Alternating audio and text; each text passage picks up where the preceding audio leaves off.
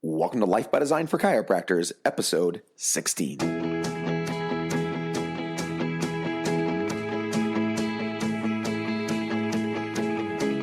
Welcome to Life by Design, the podcast for chiropractors. Here's your host, Dr. Jamie Richards. Welcome to Life by Design for Chiropractors. I'm Dr. Jamie Richards. I'm your host. On today's episode, we talk about one of the key components of your 4 requirements of a successful practice, and that's team. How to run a team meeting and how to optimize your team trainings.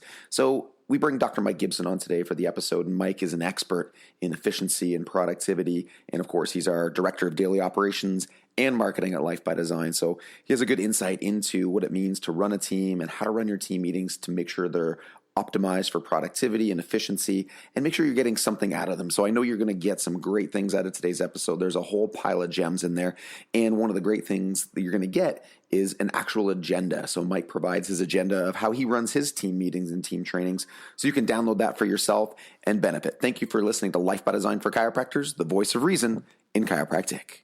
Mike, welcome to Life by Design for Chiropractors. Thanks, Jamie. Always great to be here.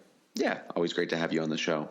Today we're talking about a topic that, you obviously have a high level of expertise in. It's something I've learned a lot from you in this area. And I don't think I really did a lot of team meetings or team trainings before. I think kind of, flew by the seat of my pants, and passion took me a long way. But starting to systematize and organize my business really made a huge difference in terms of my success, both financially, in terms of the number of people that we take care of and the impact and the amount of free time. And just the big thing for me is it's really changed the amount of stress in my practice. A lot of the stress came from me wanting everything to be perfect, but of course me doing everything. And I'm sure there's lots of docs listening in who have the same problem, where they think just because they can do something faster and maybe even better than the rest of their team that they should be doing it. So having these team meetings and team trainings has really brought the rest of my team both in alignment with what my vision is, but then also up to par in terms of their skills and capabilities. So that's what we're going to talk about today, Mike. I think it's a really important topic. I don't know if you have had an experience in your practice, or if this, Mike doing things so well from the start, you just had it right from the beginning, or if you had your own challenges along the way. No, definitely had challenges, and this was definitely just having team meetings and coming up with a strategy to do them really well really came out of necessity, because there was a point years ago where I not only had other chiropractors but also had other health practitioners, massage therapists, nutritionists, and so forth in the office, and we had a much larger staff back then. So it became a necessity, is that there were just so many people, and there would be weeks on end where I wouldn't see some of those people. And so this was just a really great chance to unify everyone, to bring everyone together, even just to catch up and see how everything's going. But also too, as the team grew and I didn't have as much time to spend with everybody, just like you said, the quality of the day-to-day operations just started to dwindle, and things just weren't being done the way that I wanted them to be done, at the level I wanted them to be done. So the team meetings became a necessity to actually bring up the level of efficiency and mastery over our day-to-day systems, so that we could, as we grew, we didn't lose the quality of the service.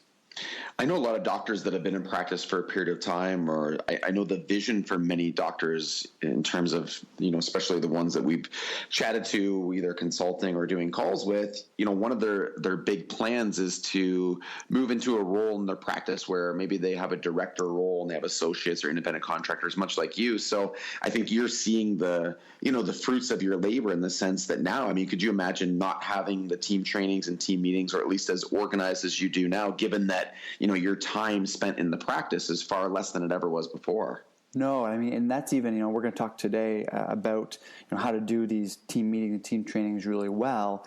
But it's been so valuable because it's a process. And what we're going to share today is something that I've refined over a significant amount of time, and we've got it to a point where before it would take us 2 and 3 times the amount of time to succeed at having team meetings and team trainings, and really just making it as simple as possible so that we can get the most out of it. Because just like you said, my time is really valuable, and I just don't have the time I once did to be able to sit and do all of that. So there's a real skill and a process process involved in figuring out exactly how to do these really well. And that's, of course, why we're on this on this podcast today, is to really just help you cut some corners so that you can kind of learn from some of the mistakes that we made over the years to make these super efficient right from the beginning. Yeah, and I think that's really the take home for those listening in, whether you're new into practice. And, even if you think to yourself, well, I'm the only staff member, or it's me and a CA, it's still extremely important to put these systems in place. And this goes for any piece of the puzzle. As you start to listen to the podcast and engage in some of the content that we're sharing with you, it doesn't really matter if you're one or two staff team. These are the steps that you want to put into place early, especially when you do have the time and the energy to do this, because long term, as you begin to grow, and this will help you grow, but as you begin to grow more, this is going to allow you to continue to have a stress-free practice and at the end of the day, it's great to make more money and it's great to help more people, but all within the context and the framework of actually being happy and enjoying your life. So, this is going to be a great show today, Mike. So let's start off by distinguishing between both team meetings, team trainings, and daily huddles, because all of those are essentially get-togethers, but each of them have separate purpose and different contexts. So if you can just talk about the difference between those three. Sure, and these are just my definitions, and something that this is what we've determined are the best things for us to do in each of these things. And so call them what you will. We've separated ours into what we call the daily huddle. And I know on the last podcast episode, you actually went into quite a bit of depth about that. So that's right. If you haven't listened to that, I recommend that you do. But essentially, that's just getting ready for that particular day. It's not about, troubleshooting or, doing any specific training. That's a quick meeting to make sure that everybody is prepared, to make sure that it's just, the day goes absolutely perfectly. So we have those both pre and post shift. But really where the differentiation is needed is between a team meeting and a team training. And a team meeting, in my opinion, is something that, you are really maybe addressing the big picture, reevaluating the big vision, the goals, the objectives for a certain time period. We typically do it in quarters. It's about making sure that you're on track. It's about catching up to see where we are with individual projects. It's about troubleshooting. It's about identifying areas where maybe our systems are lacking or maybe our performance is lacking. And it's really a time to reflect on those things and come together as a group to communicate them and work through a solution together, versus team trainings where that may be the solution, the action portion of the troubleshooting section in the meetings. But the team training is really where you're gonna practice. You're gonna do role playing. You're gonna go through all the systems. You're going to go through and make sure that your team knows absolutely each and every step of every system, and that there's consistency from one team member to the next. Or maybe it's even just talking through new communication strategies that people have been trying, that have been working really well and getting a great response and being very effective. So team training is really about growth. It's about practicing. We always hear about kind of the analogy to the professional athlete. Well, of course, during practice time, that's when we're playing our game. And of course, team training is when we need to practice. That's when we're really going to improve. I think there's the common thread here is that all of these link together, and Mike did a good job of differentiating between them. But there's a they lend themselves to each other. So as Mike alluded to, you might come up with some troubleshooting in the team meeting, and that's going to lead into what happens in the team training. And then what happens at the day-to-day huddle is going to be essentially the accountability system for what you've trained on and what your vision is and what you're working towards, and you're handling the day-to-day operations in that sense. The third one, Mike, that it kind of falls into this. Another one is team building. And I know this is something that, we've talked about before. It's a big part of your practice and something that you've really created a culture of in your office. What are some of the fun things that you guys have done, and what do you think have been the biggest impact of having team building added into your system? Yeah, I think that the team building part is a really important, but it's a time to have some fun. Not that you don't have fun on a day-to-day basis, but it's a time where you can let loose a little bit more. I think it's a time that, because you're outside of the four walls of the practice, and we typically try and go elsewhere to do these types of events.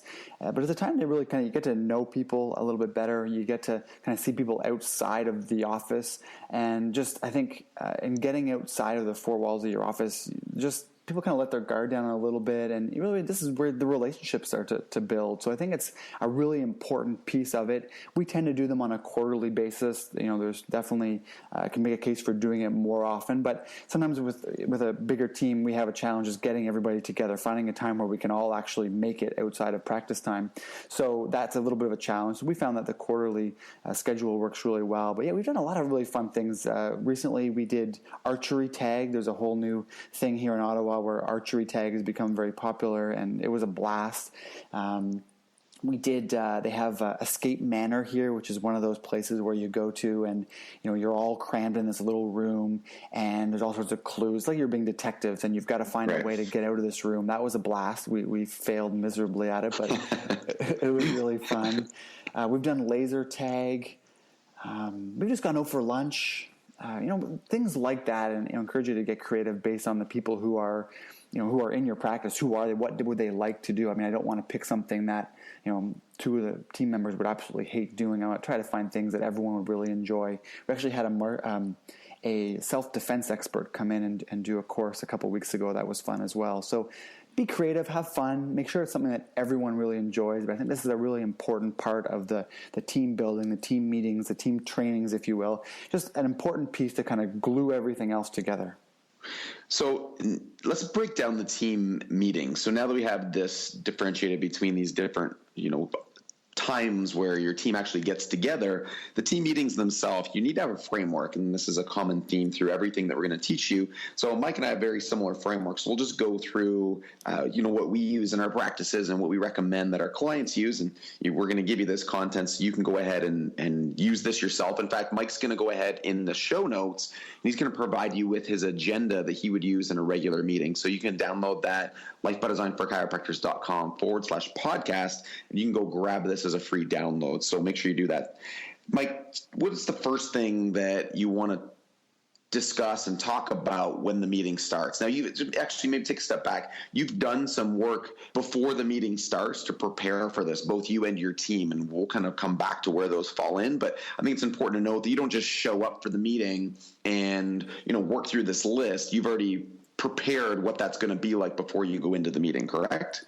Yeah, so we use Dropbox. I know people use Google Drive, but I think it's important to have the meeting agenda in a place where everybody can access and add to it. So you said it exactly right, is that you don't want to just show up to the meeting.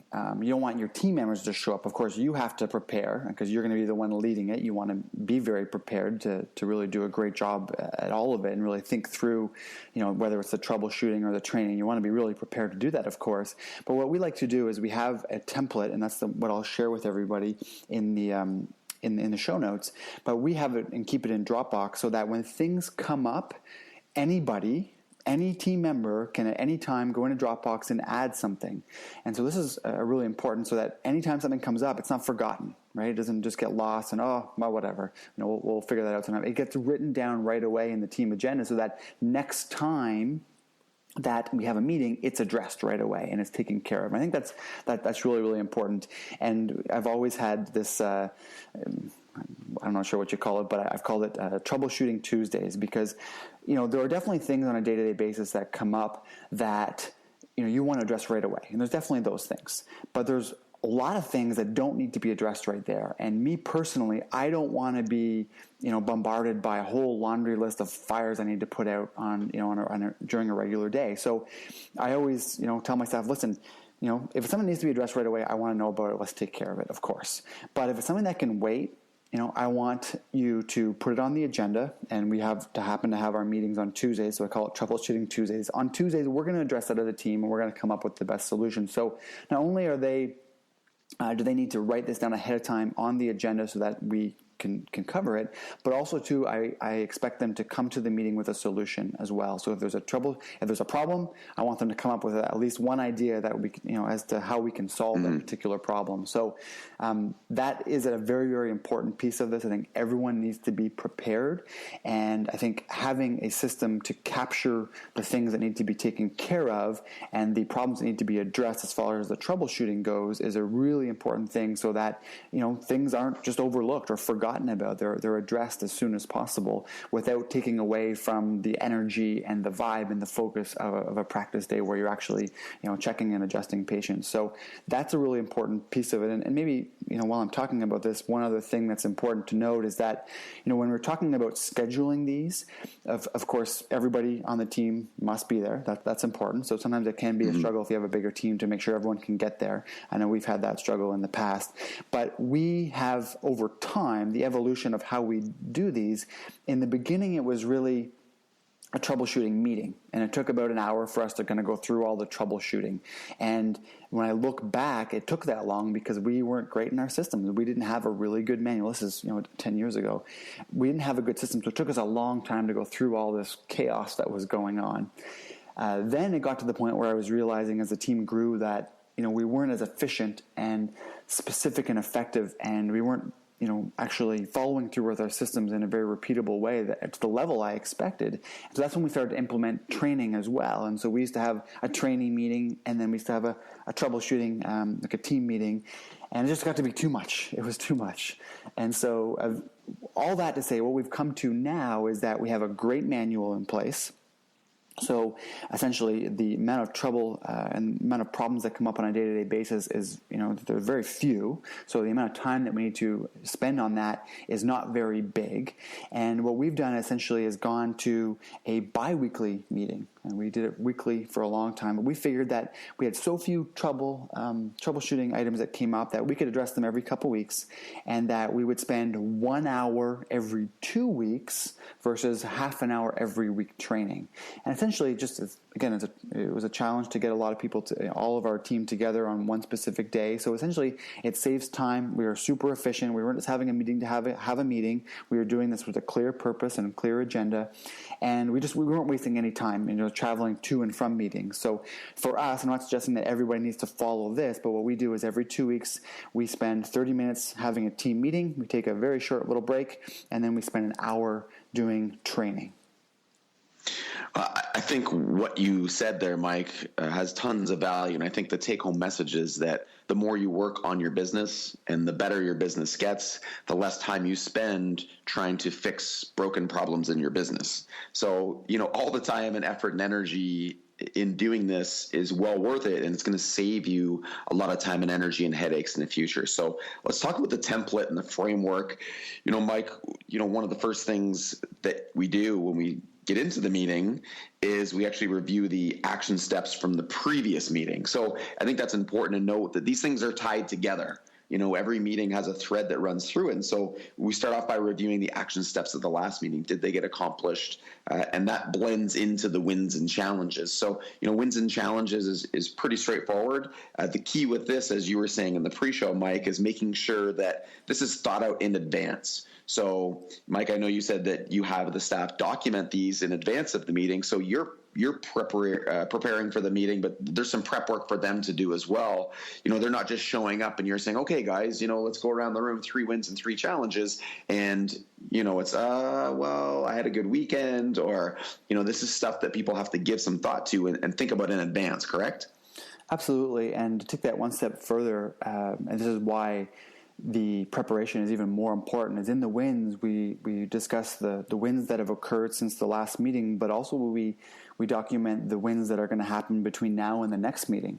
And so in order to do that, you've got to prepare. You've got to really think about, what is it that, what are my what projects am I working on? What are my objectives for this quarter? What do I need to accomplish this month, this week, between now and the next meeting? So that takes some thought and it takes some strategy, and you can't just come up with that on the spot. So in doing that, that's, in preparing for that, essentially what we're doing is we are creating a very self-directed team, a very independent team who is very clear on their objectives and the tasks that they have at hand, but also they themselves are coming up with the plan, the action steps that they need to do to get there. So it removes all the babysitting, all the micromanaging, and just lets them be in control of their projects and the things that they need to do. And I think that builds a much stronger team and a much happier team because they're in control of their success and follow through and getting the things done that they need to get done on their schedule and on their terms based on who they are as a person.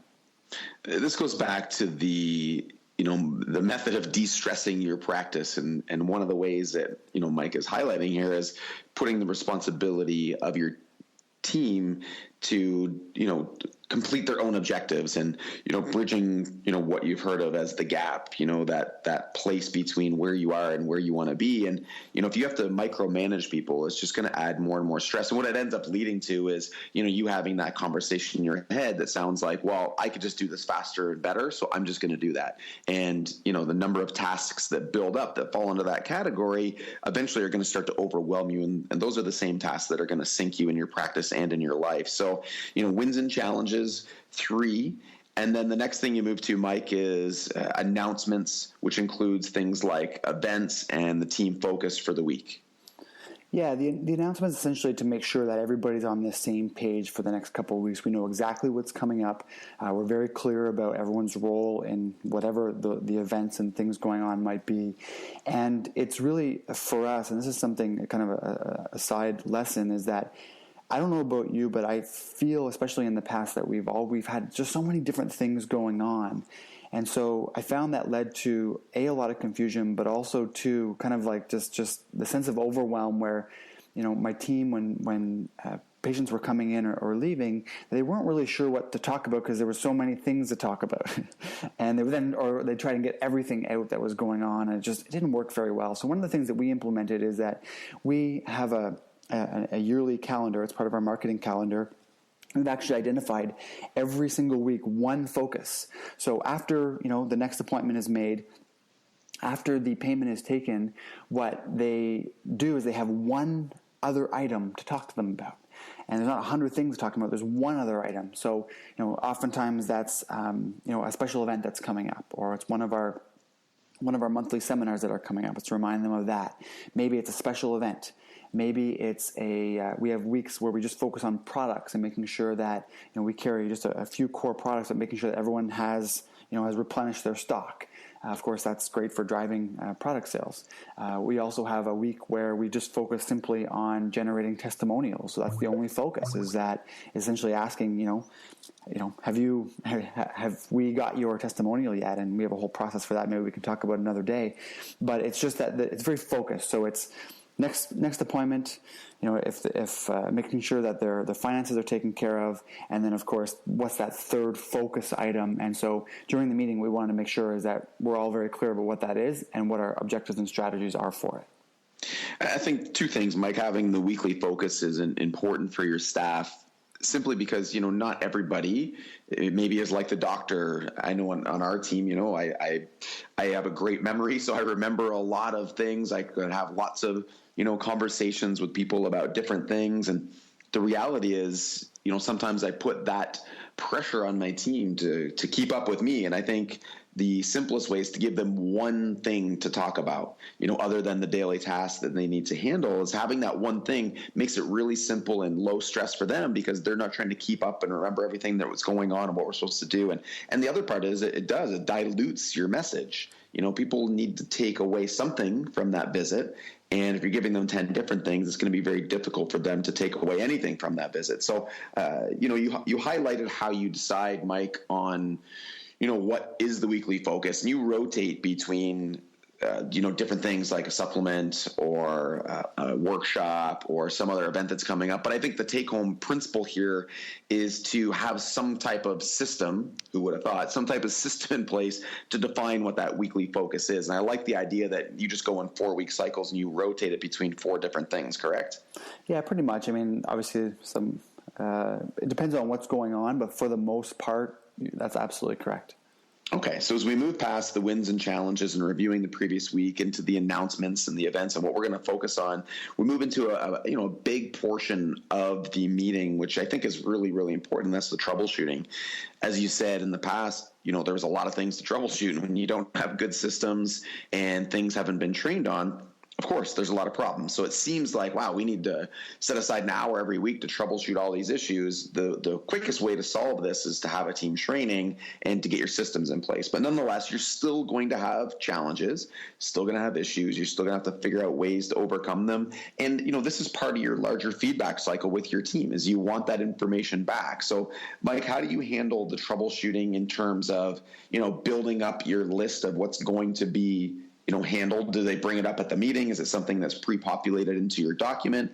And then, what do you actually handle on the spot versus what do you allocate towards a future training? Yeah, great question. So as I mentioned, we have the agenda in Dropbox, so everyone can access that at any time. And anytime something comes up that can wait, then it's added to that list. And again, I want them to come with a solution, at least one idea to try and solve this problem. So that's the first thing I think is really important, is having a system to capture the problems as they come so that they're not forgotten. And then, of course, encouraging the staff to come with some type of a solution. And usually, if you have a good team, I mean, that goes hand in hand, right? Is that if they identify a problem, they're already thinking of a solution. If you've got a well-trained team, I think those things go hand in hand and almost doesn't need to be discussed. So I think that's really important. The other part of it I think that's important that I'll mention is I think it's really, really necessary to really create a safe environment for them to bring up problems and feel okay about it, and really detach the problem that came up to any one particular person who may have made an error or a mistake, and knowing that we're not talking about people or the people who made the mistake or the team members specifically. We're just talking about the problem, and not to associate that with your self-esteem or your success as a team member. Essentially, we're saying these are just problems. And I think that's important, because otherwise people feel a little bit nervous. They don't want to call out one of their team members.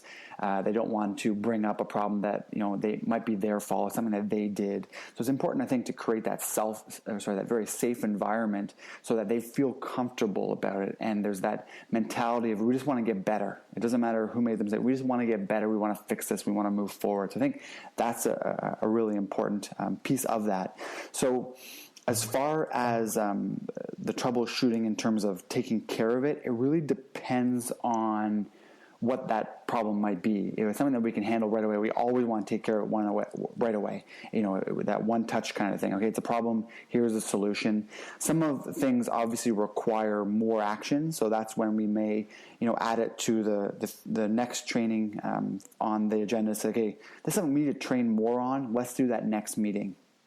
Okay. So we'll actually earmark it for the next meeting so that we make sure that we address it. Or it may just require that one particular team member take an action step. So there's a glitch in the computer system. Someone's got to call, the computer company, and we need to get that fixed. Who's going to take care of that? And that's when we'll actually start to create and populate that action step list that you mentioned at the very beginning. Is that we want to put what needs to be done. We need to put a date. We need to put someone's name beside it so that we make sure that we've got a plan to take care of it. And then, like you said, at the next meeting, we address that first and say, okay, did we follow through and get that done? So as far as our team meeting, guys, this is the essential agenda for the team meeting. So now it's going to depend, as we go into this next step, which is training, it's going to depend on how you set up your infrastructure. Are you going to do it at the same time as Mike's office? Or are you going to do it at separate times, which is how my office has run over the last period of time for different reasons? Again, it comes back to, what's ideal for your practice and getting people together and so on. So let's talk about the team training, Mike. There's 3 different things that can guide your team training. One of them being your manual, one of them being, growth and team development skills, communication, and then another one being current. So this is where the troubleshooting lends into training.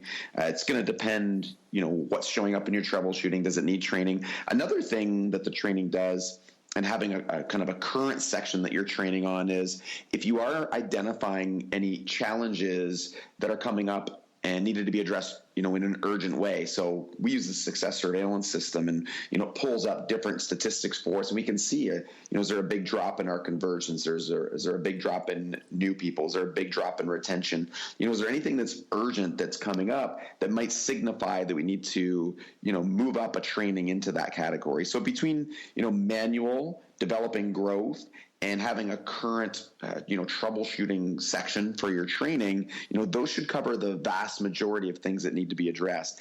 How do you decide, Mike, which to move through? Is there a specific order? Do you kind of go one and rotate through them, or do you base it on the needs of the practice at that current time?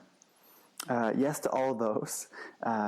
Essentially, you're right. The most important thing, and we've talked about this at length numerous times on the podcast, is the importance of metrics, having and keeping statistics so that you can watch them closely, and then, of course, act accordingly. And of course, that comes back to training. So if you see that your retention, visit 2 is not been good, or you're not having as many people pay in advance for their care, whatever it might be, then that's usually my first priority when I'm coming up with my agenda, is to really say, okay, what needs to be addressed right now? What is urgent? And I definitely try and use metrics as much as possible so that I can be as objective as possible to determine that. So that's usually step one. Is there anything urgent right now, or are my statistics showing me anything that we need to address right away?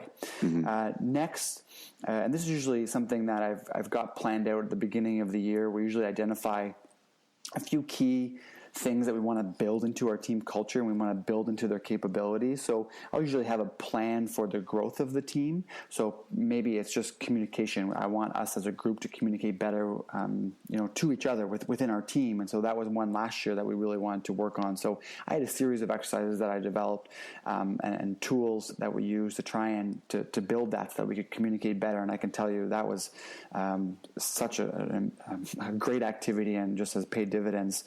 So that was just one example, but usually I have a plan for that, and I usually try and intersperse them, over the year, to make sure that by the end of the year that we've accomplished what I wanted to as far as team growth goes.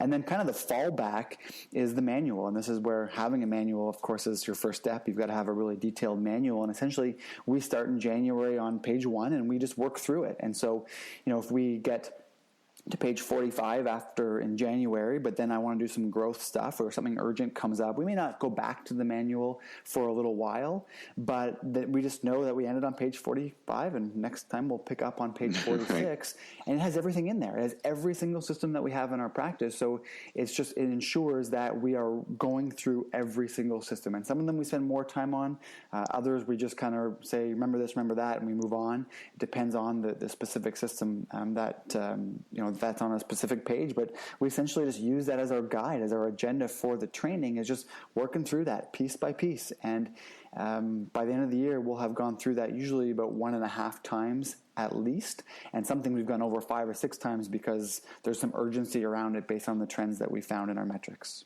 Right.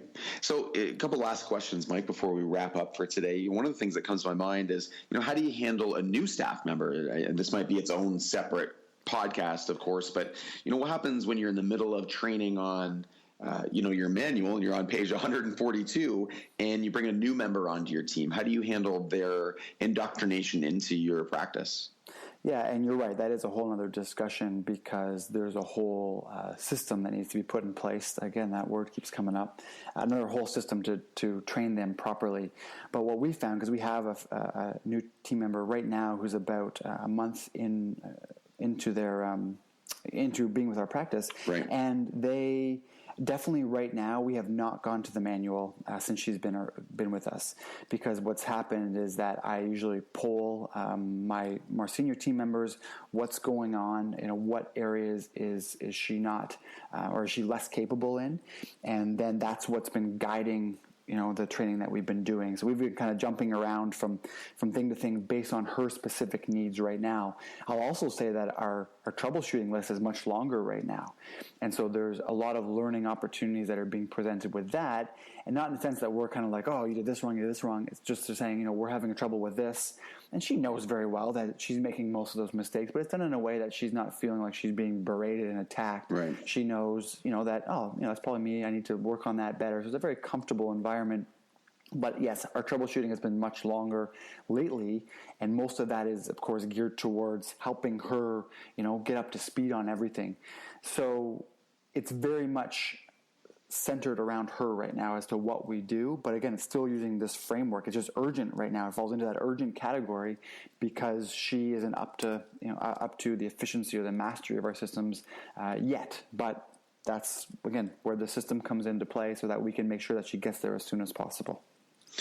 Wow, great topic today, Mike. This is one that is, I think, hugely valuable for everybody listening. And I know just even being a part of the conversation today was hugely valuable for me. I took a few notes for myself as we were going through and just kind of reinforcing, maybe some of the steps that we've fallen off of it just in reviewing what, it's funny how you have these systems. And I think that's what you're getting at with the troubleshooting is, many of these systems are the same in my office as they are in yours. And, I've developed based on some of the things that you and I've trained on. And it's interesting how even being as conscious as you possibly think you could be, you still, miss a step here and there. And, going back and listening into all these episodes and doing the podcast is just a reinforcement for, training and reviewing these things and being consistent. And just imagine this, guys, if you're catching things that you're not doing by listening to the podcast, imagine your team, right? If you're not training them, if you're not getting together and reviewing wins and challenges and what your team focuses,